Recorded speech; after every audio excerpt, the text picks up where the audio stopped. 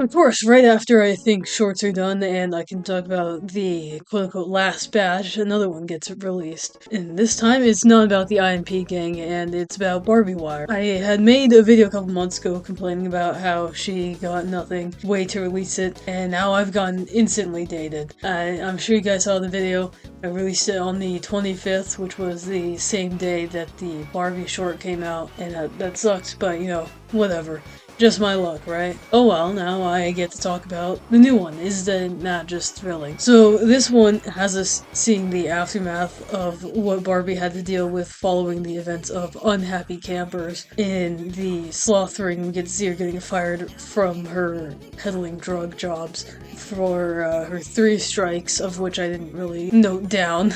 I do like that this short adds a lot to the world. I don't know, it's a big complaint that I've had for the past few shorts, and this one sort of addresses that. Also, the pharmacy guy, whatever demon type he is, I like the candle and the goat eyes that he has. Those like floppy ears too, and it connects him to the species of the mother sin that he belongs to, sloth, Belphegor. Interesting that they chose pink to be the lazy color. After storming out of the pharmacy, Barbie looks at her phone and she's texting Vivzipop, sending her shitty Reddit humor memes. How many times are we gonna see Vivzy appear and like put herself as a contact on her OC's phone? I feel like it's getting to be a lot now. A waterfall cloud passes overhead, which ruins her phone, and goddamn, I love the way the sloth looks so much more. This ring feels nice, like a place that you'd want to live in. Barbie gets stuck in the bus for longer than expected, and 2 men argue, and guess where this is going? Yeah, that's right. It's going the route of toxic yaoi. And oh boy, do we love fetishizing the gay men in this show. I'd be impressed if they could write a single episode with just, or you know, just even just one gay couple in this show that didn't have sexual stuff going on constantly, or you know, just didn't show it. Anyway, Barbie walks through town and has to try to ignore a drug deal that she sees going on. We're in the greed ring too, I should mention now. Barbie's walking around, she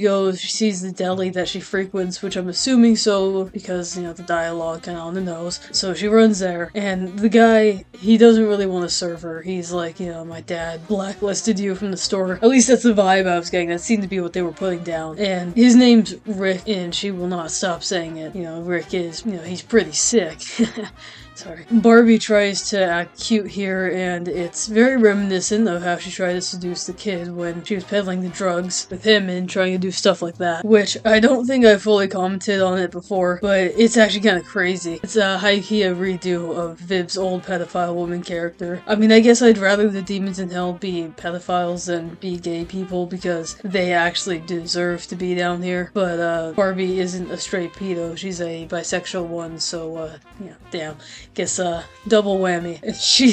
She gets a sandwich and heads home, being greeted immediately by her girlfriend, who's super worried about her, and they have like a cute little couple moment with like the half a sandwich, and they have a little playful moment. They even get to kiss, but don't worry, the writers aren't interested in fetishizing the lesbians of the show. Barbie does tell Ken that she was fired from her job, and then their romantic moment is immediately broken up. Ken accuses her correctly of getting fired because of her drug addiction that she's still partaking in. She tries to blame it on Blitz, her brother, for getting the kid killed, but Ken had found a small bag of the crystals that she was taking. I like that when they fight, Ken is more thinking about how they're gonna cover rent for the month, and she's not like threatening to break up with her or anything. She's only angry at Barbie for not keeping the job because she really had to try hard and really reach out her neck for that one, and she's running out of connections to be able to help her get employed. Barbie wants to argue that she didn't need to do that, and Ken gets so fed up with her that she throws the sandwich back at her and tells her to sleep on the couch. Yeah, she takes the sandwich outside, eats the rest of it, and has a smoke break, and she decides that she's gonna let go of the last of her H8, the crystals, indicating to us that she's off the stuff for good. And it lands on the guys from earlier, which they start fighting, and they throw a brick through a window, and this concludes includes the bad day that she's been having. So this whole short actually felt like, well, something that I would have wanted to see. I'm proud of them, you know, they finally listened. Granted, that doesn't excuse or change how many they made before that didn't do this sort of thing. However, it still is its own short, and we got a look at the average day in an imp's life living downtown and in a couple different rings of hell that we haven't quite explored as much yet. We got to see places in hell that aren't just red, and we got green and pink, just like my girl Glamrock Chica. This and Hell's Bells stand out as the better of the shorts, actually expanding upon the characters that don't get as much time to develop in the main show. My only complaint, I guess, is the gay fetish scene, but even then, at least the rest of the short isn't doing that, and we're actually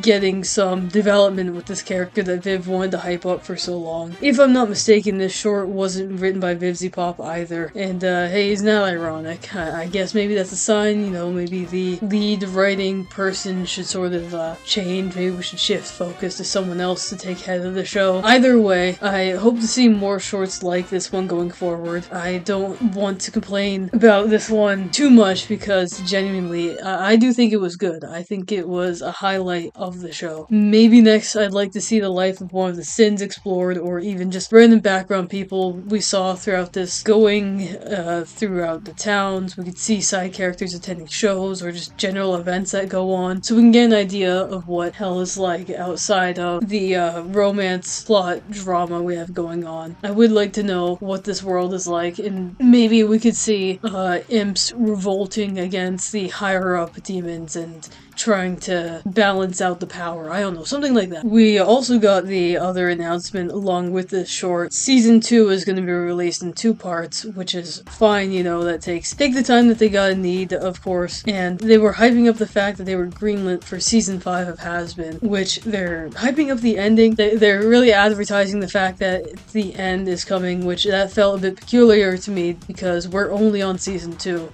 We haven't even made it over the halfway mark to season 3. I don't know why we're talking about the finale. Like, why are we so eager to end it? I mean, I guess I'm eager for it to end, but, you know, I'm just kidding. I don't want it to end at a time where the writing is bad, but, you know, maybe it'll improve. We'll see what happens. There was also the announcement that the Zoophobia comic is going to be adapted into a show, I believe, which, I mean, is the pedo woman coming back. I'm curious on what they're intending on doing with that whole story, considering it sounds like a lot of the characters from that just got reused for Hazbin. I can only hope that they're gonna do something good with it, and maybe these third seasons of both shows will be better than what we've gotten with previous seasons. Zoophobia, I believe it's a high school story that Viv wrote while she was still in school, so I don't know if it's gonna stay with that or if they're gonna try something new. I'm not sure. Just good stuff, I guess. Good to hear that her inner child is getting to make all the shows and movies that she wanted to. My question of the day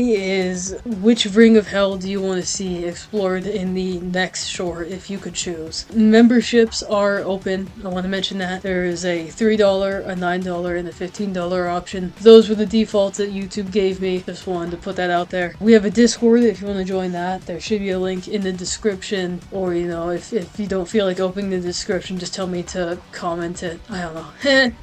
Anyway, hype if you want to, subscribe, and I'll see you guys in the next video. Thank you for listening. Love you. Bye.